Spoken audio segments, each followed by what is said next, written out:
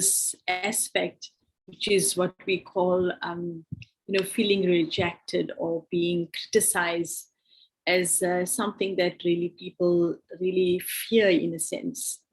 And so let's look at it in the sense that, if we think about us living within a community, whether it is in a small household of your parents and your family members, or you live in an organization which is a bigger community. You can also look at your workplace as an organization, a community.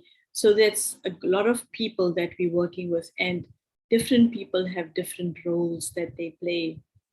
I have my role, but there are also people that I have to work with.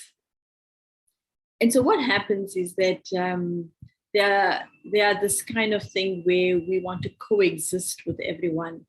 And so we can go into this kind of culture where working with everyone, we mistake it to pleasing people. And perhaps that's the first step where that comes about. But why is it that we feel we need to please another person? And that pleasing feeling is that when somebody is happy with me, then I feel that I have done well. So what we're doing is we're using our relationships with others to be that sense of where we get something from them, that they give us approval of being worthy, to be acknowledging our own good. And it's really, in a way, something that can be so dangerous because, individuals, they don't know how we're looking at them. They're getting on with their lives and they wake up in the morning and they had a headache that day. So that day, everything looks like really groggy and they're grumpy. And so when you are the first person that meets them, they give you such a skew look and you think, my God, did I do something wrong? Meantime, they're just busy in their headache and feeling really grumpy and groggy and haven't even quite noticed actually what is happening. But we took their responses and actually decided that that's actually what's happening to me. And so this is perhaps where some of the things happen, is that when we're using the relationships that we have with others to mirror ourselves. And this is something very beautiful. I discovered that, and I'm sorry that I don't actually have the full details of this specific study, but this one approach that was given, that there are 7 basic relationships in our lives. And there are some relationships that create a reflection of my relationship with myself. And those relationships are basically our colleagues, our friends, our siblings, partners, people that we associate with, where there's an equal give and take. So these are the people that are a reflection of ourselves. And our relationship with our physical parents as some kind of mirroring in effect, or is actually a reflection of how we have a relationship with the divine. So what we can see is that when we are relating to individuals, if our relationship with individuals is really some kind of reflection or some kind of basis from which we getting something to fill the need in myself. So, if you think about when people choose a partner, then most of the time we look at someone who has similar ideas and similar ways, so that they definitely bring to you a wholeness in yourself. And they can help you to do the things that sometimes you find difficult with. And so that's the kind of feeling, oh, they just know exactly what I need. Oh, they just did the right thing at the right time. So it's almost like what you wanted to do, they finish for you. And those relationships then becomes your other half, or your attachment. They kind of complete you. And so what is interesting about those things is that when they're there and they perform that role, it's brilliant. You feel great and you feel absolutely wonderful. But at any point when that relationship decides, this is enough. I'm not going to be mopping after somebody, or I'm not going to be doing sorting out after somebody, and I actually want to have a life of my own. And they decide to separate from you. There's a deep sense of rejection, because it's almost like a part of you has been taken away from you. And it might be a very difficult time, but if you can look at it in the right way, rather than looking at that person doing something to you to hurt you or harm you, that you can actually blame them for now creating that void in your life that's making it difficult for you. So there can be a feeling of rejection. Or it could have actually been that they take sorrow from you in a sense, and they feel used by you. So then they criticize you for being somebody that, uses people or whatever it is.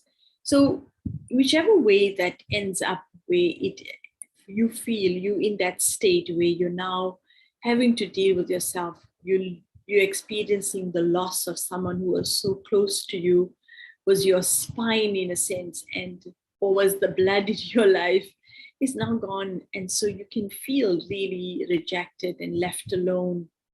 Now, when you get to that point, if you really start playing the game of blaming that individual for that, and not really look at it and think about it, but they did fulfill a role in your life, and now that they're gone, what does that leave you with?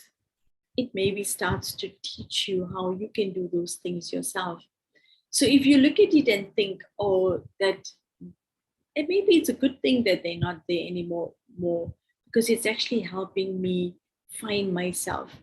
And it maybe be a nice example, because Mapore actually did share that example about being attached to her friend in yesterday's experience or the day before, and how then having to start doing things for herself and finding that deep sense of I'm doing this for me, this is what's important for me, then the shift comes away quite easily.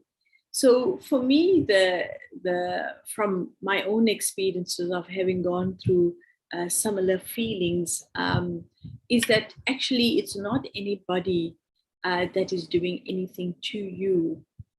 This situation is happening for you, so that you can find that little things inside of you that you have maybe not used.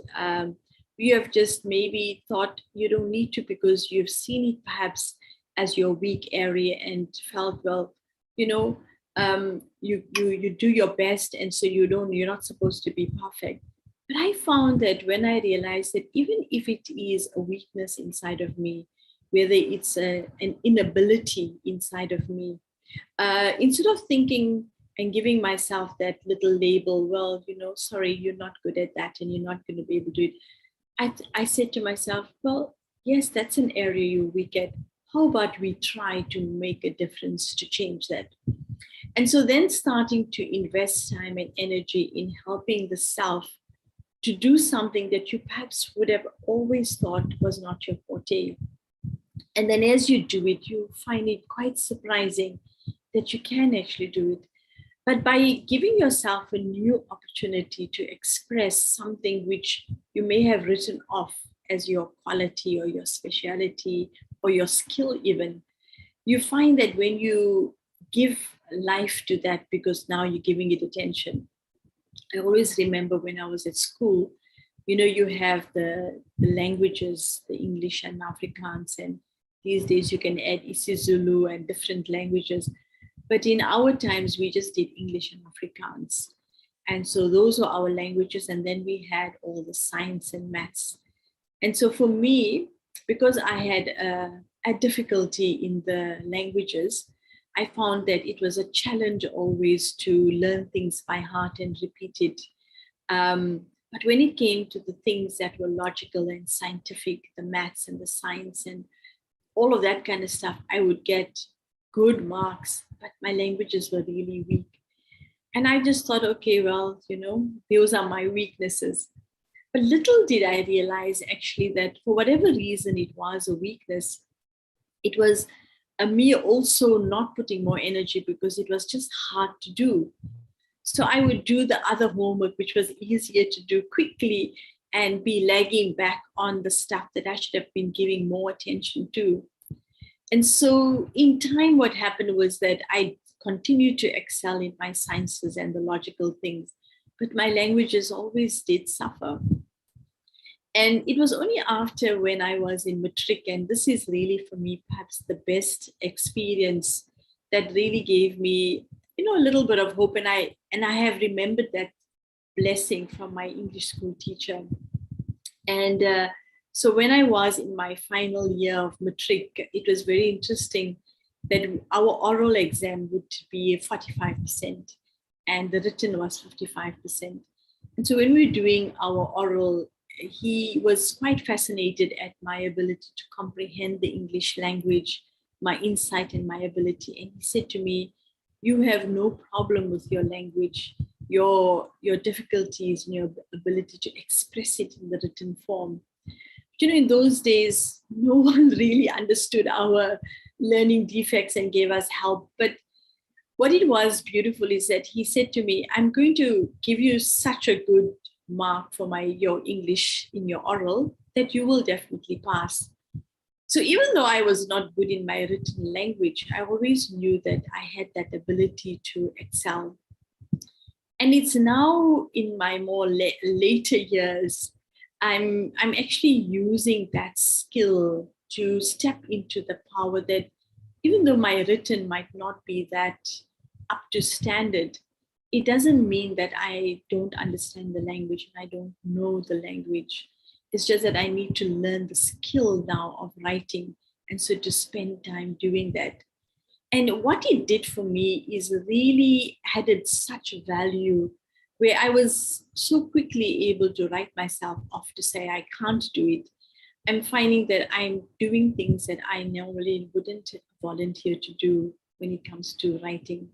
So I really feel for each one of us that when we are criticized or when there's that feeling we are not accepted by others, instead of going onto the bandwagon and being like they are doing, rejecting you and criticizing, we can become critics of ourselves and actually go into a state where we're not happy with ourselves and become depressed.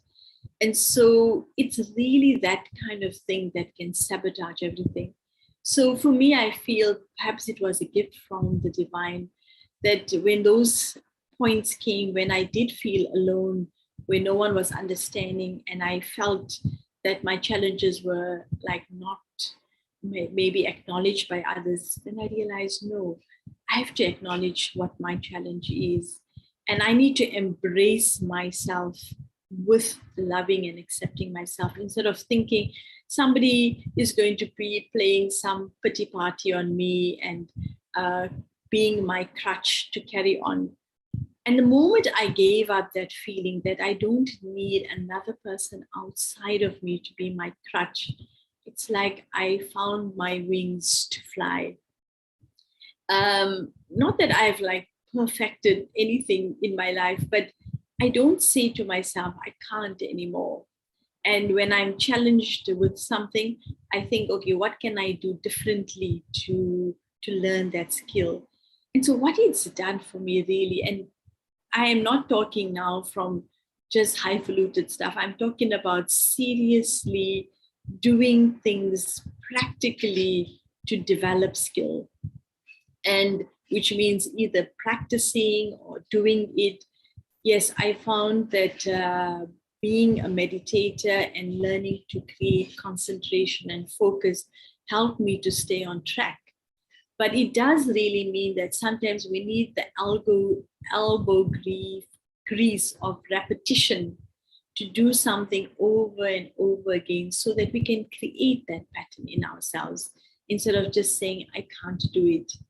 So that feeling of rejection and being criticized, sometimes I think it's because we have such a low self-esteem. So we actually are holding on to other people who we respect and we regard to actually accept us and hold us close. sometimes I think it's like we want other people to fight our battles.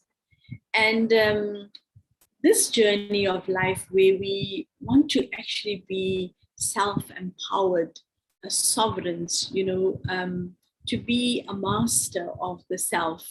None of us want to be told by other people what to do. We all have a deep sense of we can be our own boss. We don't like to be told what to do. So if we have that sense of independence, then we need to look at the little crutches that we're holding onto where we want others to fill the gaps. So we need to seek into the crevices of our own weak areas and emerge the stuff that we need to do. And it might just take a lot of practice and being with the self and patience with the self. But the beauty of it is that you feel completely free. I feel for myself at this point, having gone through a fair amount of work, which I had to really be my own tutor. I feel such a deep sense of happiness. I might not fit into a category like other people would be. I can't put myself even in a category of other people. But I don't have to be in any category because each of us are very unique individuals. And because we are each individuals, there isn't another person in the world like me. So why am I trying to follow anybody? So I decided that yes, there is a mold that has been created for me. Let me fit into that mold. That is the divine creation, not because of someone's perception or someone's understanding of me, but it's absolutely a divine perception. And there is one thing that did help me to try and look at that mold more was when I also stopped looking at this physical mold that I created of myself. By defining myself as being a woman of this age, of this nationality, belonging to this or that or the other, I also put a certain kind of restrictions or limitations on my own way of being. And when I could actually remove all of those norms that was created through my perception that I'm just human, and then I ventured into removing the molds and creating this powerful image of being unlimited, being the light. There's a beautiful song by India Arya, I Am the Light. And it always, for me, is so inspiring, which says, I'm not the labels, I'm not the mistakes I've made, I'm not what my family is, I am just light.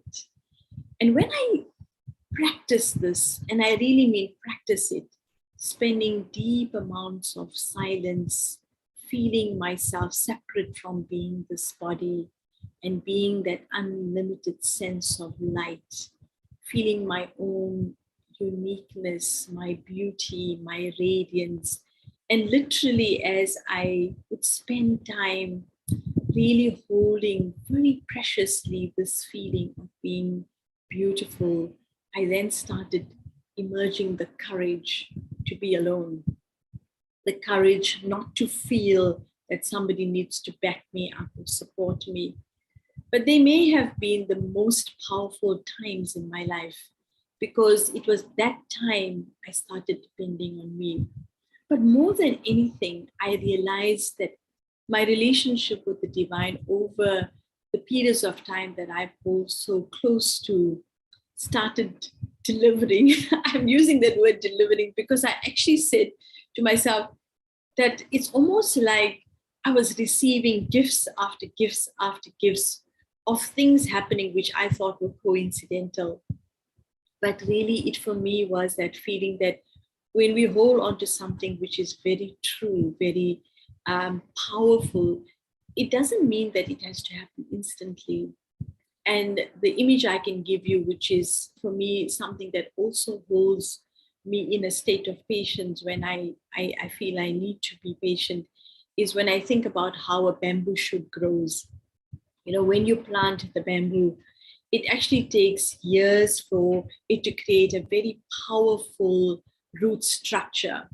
And that root structure spreads in many, many different directions, and it really embeds itself. And once that root structure is firmly embedded and it's found its source, how far it needed to go to be watered and to supply it. And then overnight, the bamboo shoot will grow upwards. And it will just, one day it wasn't there, and the next day it's there, and it grows tall and powerful and strong. And so that period of incubation where I am able to find my own groundings because I have faith in myself and I understand. And I actually come from an undercurrent of being not a reference from outside, but really from deep inside of myself. And then you just feel like even when the wind blows, no matter how strong the wind blows, it never uproots a bamboo tree, a bamboo plant. And it's because it will sway from side to side, but it's very well pivoted. And so this feeling of rejection or being criticized is coming from an ego that is inverted, where I don't think good of myself from my own sense. I'm using somebody else as support to make me feel better. And so to really free myself from that energy of feeling rejected or being criticized is that spend time, invest in your own roots, go deep into yourself and embed yourself in that sense of you. And then from there, you'll be amazed what grows. And I know this is something which is a subject that one can explore a lot. So I'm going to just stop there with that amount of input and open the floor for you to share and comment or ask any questions. So please unmute yourself. And at this point, I'd like to, I see Sister Devendri is with us as well. Good morning, Sister Devendri. Please, you also feel free to share at this point. Anyone wants to ask a question or say something? Good morning.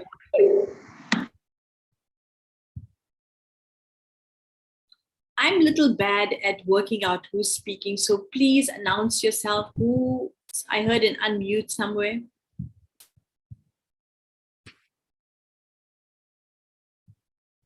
Is there anybody that's unmuted? Okay, so. Good morning, my friend. How are you, Mapore? I'm good. How are you? Wonderful, thanks, dear. I'd like to share a story. Right. My story it's almost the same as you, but not the same. I had an experience in school in primary. So this session, your talk right now, just took me a bit back, and realizing how did I sort of like get to a point where I feel like low self-esteem and wanting other people to be my crutches. When I was in school, I had a bad handwriting. I was untidy. I was just, the teachers were always like, look at your books all the time. And then, and I was good with maths. I was so good with maths. Even when I passed maths, nobody really recognized me. I'm a teacher, a new maths teacher came into the school. I remember him, Mr. Mahlangu. I met with him even now when I'm older, and I told him how he made things better for me. So he arrived there at the school, and then he was teaching, and then he saw that I was good with maths. And then one time I was in English class, which I was also bad there. And then he sent a learner to come borrow my book.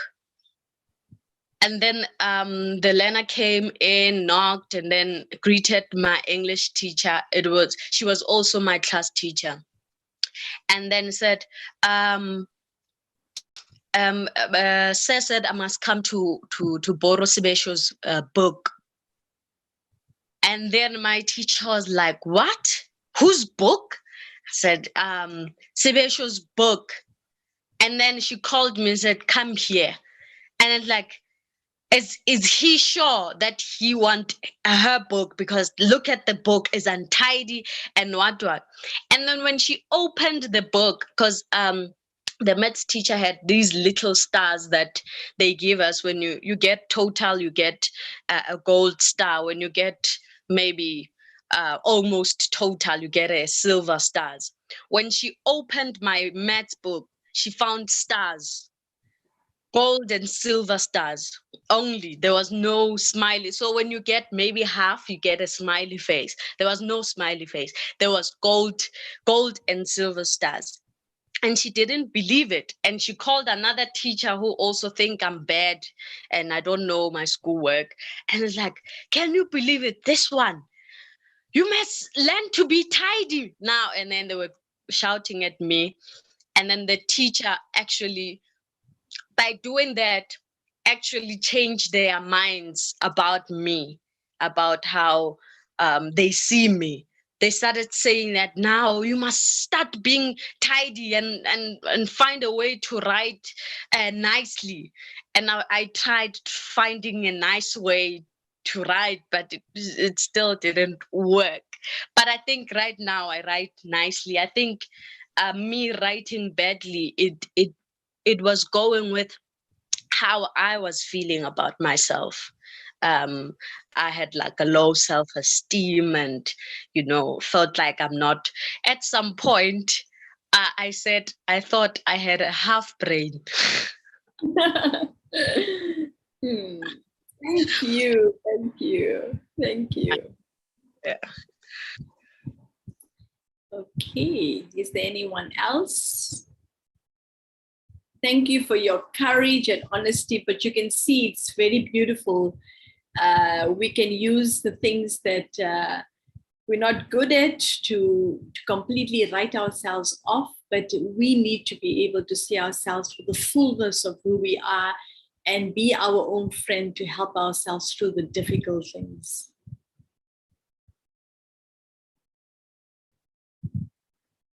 Nobody else to tell a story or share a thought?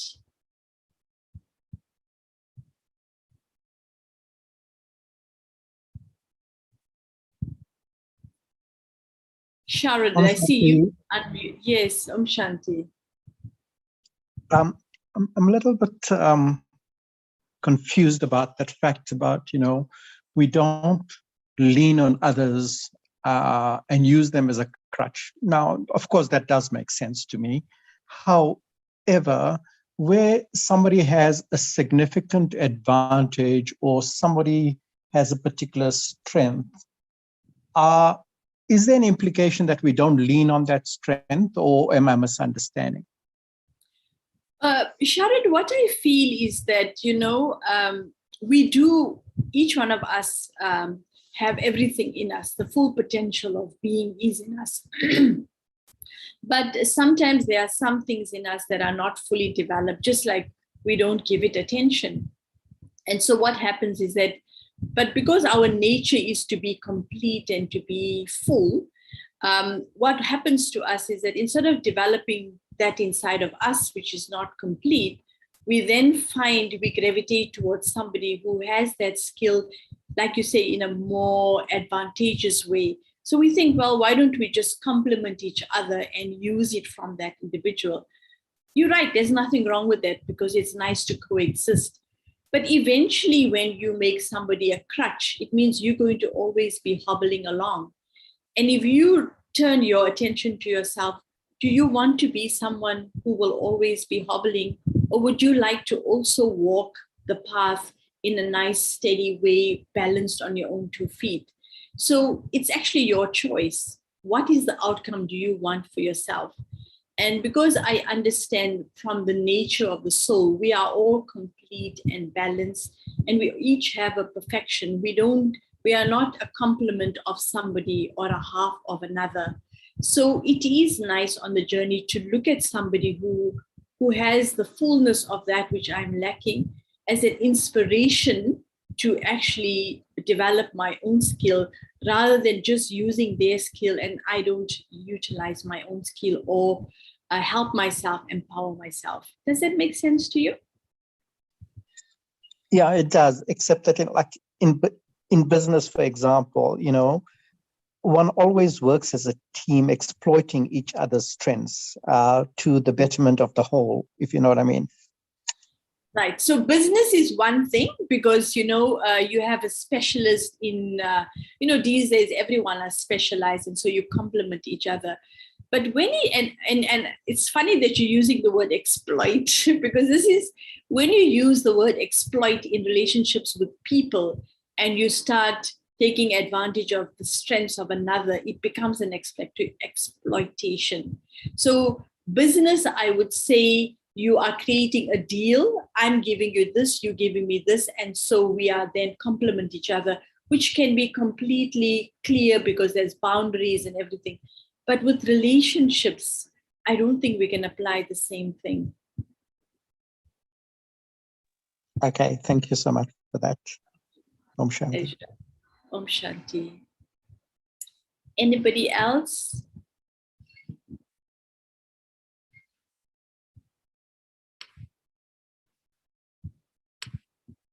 You guys are very silent. I'm just wondering, we are all okay?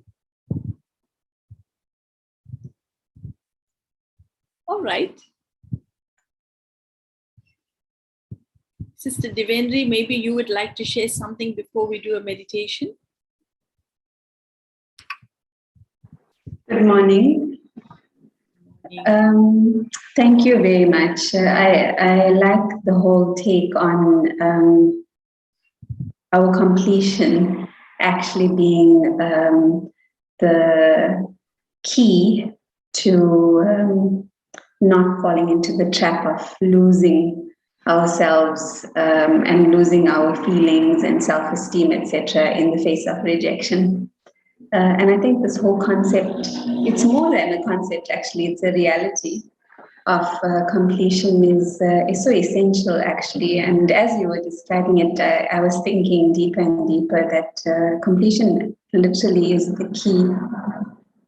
The one thing that I just want to add is that sometimes, whether like what Shald was asking about in business or possibly even in personal relationships, when in a family unit or in a friendship, whatever it might be, or in a partnership between two people,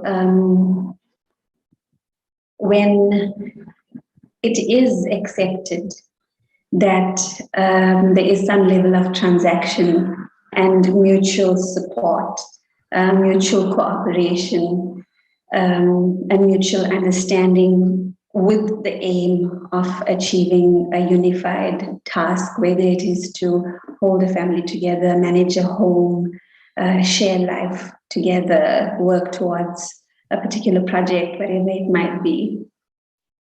I think transparency is very important.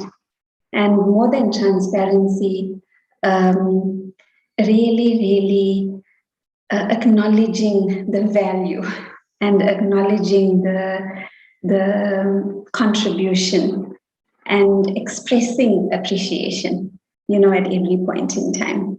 Because yes, there are some times in life in which there is outright abandonment and clear rejection, in which, like you were describing, Sister Usha, one has to really pick up the pieces and dig deep internally and start to access capacities that I might have just never considered to exist internally. But in these other sort of transactions that we often find ourselves in different teams, where there isn't actually outright abandonment or very clear rejection, there still is sometimes, I feel, subtle rejection. And that subtle rejection is feelings of frustration and feelings of resentment towards each other when the one is, for whatever reason, not fulfilling the expectations and demands of the other. And I think that's that's actually the reason why I brought up this thing of transparency. It might not actually be clear to a person just how much the other one is depending on them. I think, like what Charles was saying about in a business context, everybody's very clear about each one's skill and expertise, and everybody's giving each other permission to fully optimize and utilize that. But in personal relationships, often it's not clear. It might not even be clear to me internally just how dependent I am on someone else. So maybe that's the reason why I'm not being transparent about it. Or sometimes it might be some level of ego where a person is in a position of authority or a position of power in the relationship, but in fact is actually very needy and dependent on the support or the contribution of someone else, and they're withholding the fact that I actually require this support from you or assistance from you because I won't be able to cope otherwise, because maybe it's a control mechanism not to come across as being so needy and helpless, whatever it might be. But I think that's where the wheels fall off. Because when there is that subtle resentment and that subtle frustration, it's felt because obviously these are teams I'm talking about in which there's very close interaction and probably a live-in situation, and that atmosphere is hostile, and so people start to internally feel disconnected, devalued, and their level of self-esteem starts to drop, which is a very, very toxic situation, I think. So communication, transparency, and an outward expression of appreciation and value at every point in time, I think, is really, really essential. And the opposite, I think, is very destructive, where if somebody is not fulfilling my demands and expectations and I'm just blatantly critical towards them, constantly condescending, mobbing in some way, going around banding about criticisms to a wider circle. So what starts to happen is that a well-meaning individual then just starts to retract further and further and further, and they might even then remove themselves from the situation. And then it's experienced as rejection. But actually, it might not have been rejection, it was self-protection. So this is a very complex topic. And there's many dynamics, I think, that are at play. But like you were saying, Sister Usha, this whole aspect of completion really is the key. But further to that, I feel when there is a need for a transaction and an interdependence, at least there should be transparency, clear communication, and appreciation and value whilst it's going on. Thank That's you. as much as I want to share. No, it's good. I want to share something, but I think let's see what Maseke, please, I see your hand is raised. Would you like to unmute?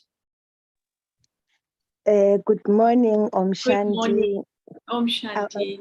I do want to share a little bit. I was intrigued by the fact that you shared that we are the light. You were saying you do not ascribe to your nationality and many other things. You ascribe to the fact that you're light. And it popped in my mind that actually light, no matter how small, cannot be contained. So if I'm light, it means I'm enough. And that I am unique, it means that's why I'm who I am, because if God the Father would have wanted me to be something else, I would have been any other thing. Now, it is in comparing myself with others that I start seeing maybe I should have been that or I should have been that. But if I am light, I am complete. No one can contain me. And I'm thinking rejection is very, very painful. But if one has that posture of saying, I am light, I am unique, I am complete, I am designed for God's purpose, and I'm here to fulfill that purpose, then maybe rejection would not be as painful as it tastes now. I'm also looking at the fact that there are just so many sources of rejection when you look anywhere else in life. But if one contends that one is light, one is unique, and is here for a purpose, I think that rejection might not be as painful as it could ordinarily be. Thanks. Thank you. And I think that's really beautiful, because when you're sharing that idea that just the shift in consciousness can actually make me feeling like I'm a victim, or can actually help me go out of it. So in a way, I am creating the scenario for myself. And what I want to just share in closing is that, whatever it is that caused one thing or the other, because in one person feeling rejected, and if it comes across that somebody has been the one rejecting, in the instance for me as an individual, instead of even looking at somebody that they are rejecting me, it's better to ask myself, what is it that's happening for me? No one is rejecting me, so they're not doing it to me. So you can take away that whole image. And it's only in retrospect, when you come out of the illusion, that you can actually in your heart not hold any feeling that somebody did reject me, or that someone did criticize me. And I think that's the whole part of the completion process, is that there isn't then left. And I know we're going to talk about blame and stuff tomorrow, but it's beautiful just to know that the journey, when I can go through, where when I say that, I overcame the rejection, I overcome it not because I put somebody in the box to be cruel or ugly or whatever it is, but I actually have come to that realization that this experience of being left alone to build and develop the self actually becomes a gift. And so then you celebrate your completeness, or the journey to the completion, which is so beautiful.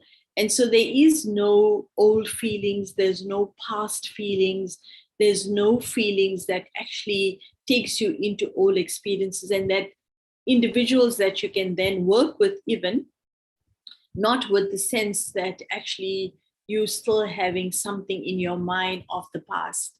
And I think that's what the beautiful part about it is. Not just I'm now moving into the light and I'm in myself and I've excluded people. I feel, in fact, when we can overcome the rejection and the feeling of being insulted or being criticized, when I get over that, actually, I never feel separate from anyone anymore. So this is actually something which I think is really beautiful. I know that as I was talking, I really want us just to hold that image of light. So I'd like to do a small meditation. And if possible, I know I'm throwing this at the last minute, but perhaps we could play India Arya's song, I Am the Light, after the meditation. So I'm just going to introduce a few words. And for us, maybe just to hold this beautiful image of ourselves as just being that beautiful being of energy that is free from body, free from name, religion, caste, creed, skills, but just that unlimited source. So let me just step back into that pure awareness that I, the living being, am not this matter which I see with my eyes, feel through my senses. I am that pure, invisible being of light energy that is eternal, immortal, imperishable. I have no beginning. I have no end. I am, and in being, I am complete. I am enough. I give myself the permission to be constantly peaceful, still, calm, relaxed. And the vision I have of myself is that of being pure, without any influences, no dilutions. I am unique, independent, full. I am in essence me, no mixture. I am love, that source that creates togetherness and harmony. I am one with everyone.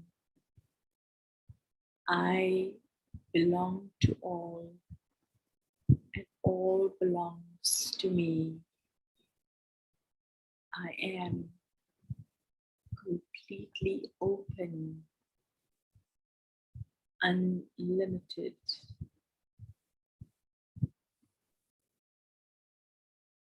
In the stage of openness, there is the abundance of all feelings or qualities. I am overflowing,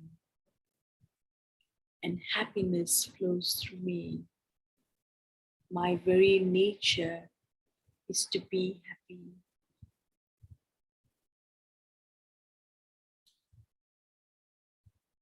Being in the state of fullness, I come to a point of balance.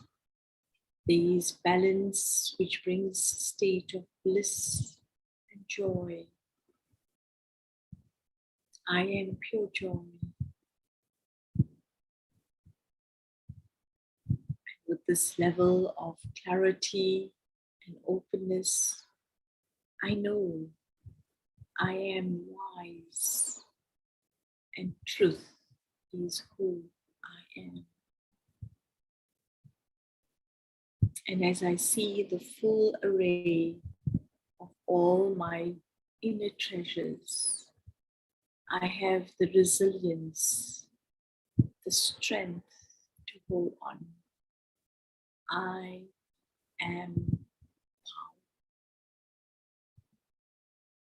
Hold this image of yourself as being peaceful, pure, loving, happy, joyous, wise, and powerful. Om Shanti.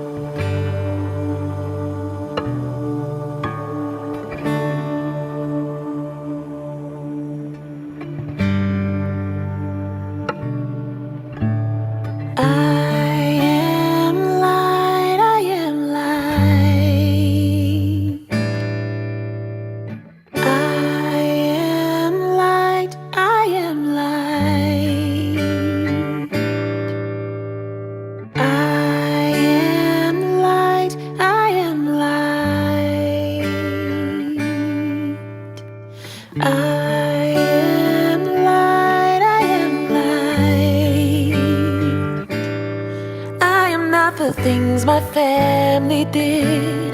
I am not the voices in my head. I am not the pieces of the brokenness inside.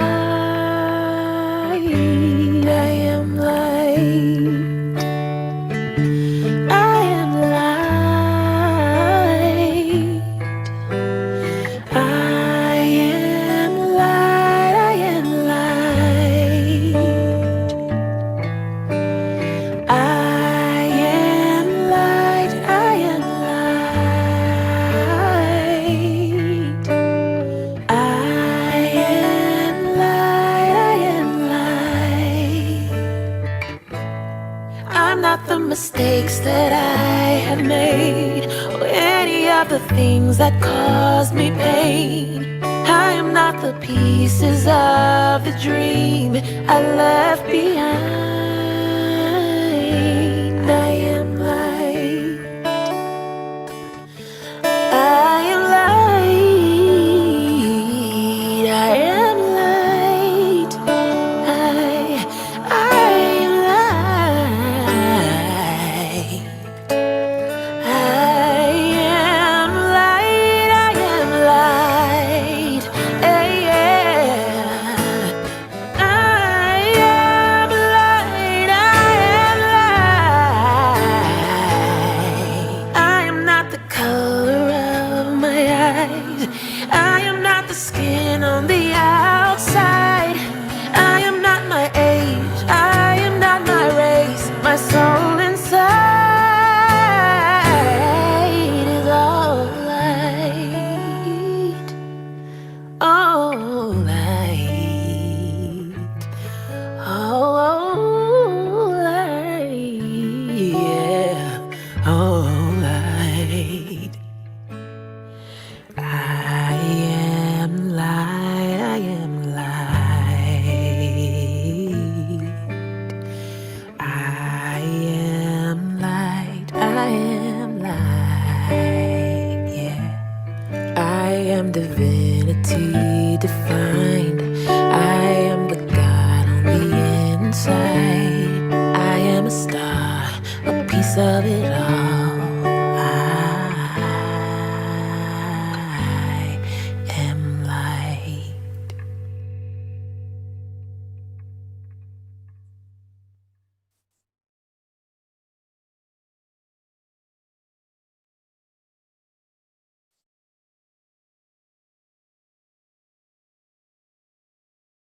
Bye-bye, everyone.